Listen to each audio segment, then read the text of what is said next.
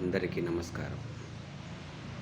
మనిషికి కావలసింది 3 ముఖ్యమైన అంశాలు. అవేమంటే కూడు, గుడ్డ, నీడ. ఇవి మనిషికి కావలసిన ప్రాథమిక అవసరాలు. ఇవి ఉన్నదంటే వాళ్ళ జీవితం హ్యాపీగా ఉన్నట్టే. కానీ ఈ రోజుల్లో ఎన్ని ఉన్నా, ఎంత ఉన్నా, ఎన్ని డబ్బులున్నా, ఎన్ని ఫ్లాట్లున్నా, ఎంత బంగారం ఉన్నా తృప్తిగా బ్రతకడం అనేది జనాలకు రావడం లేదు. ఎందుకో అసలు నాకు అర్థం కావడం లేదు. ఎందుకండి ఇవన్నీ?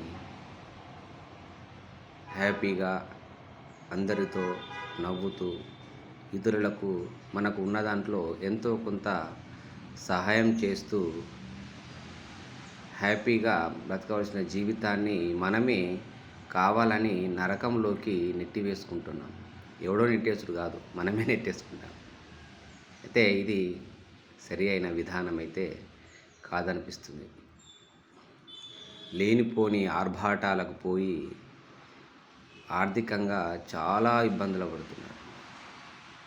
3 పూటల భోజనం చేస్తామంటే నువ్వు సంతోషపడాలి. కానీ ఇప్పుడు ఒక పూట కూడా భోజనం చేయలేని పరిస్థితి ఈ దేశంలో ఎంతోమంది ఆ పరిస్థితుల్లో ఉన్నారు.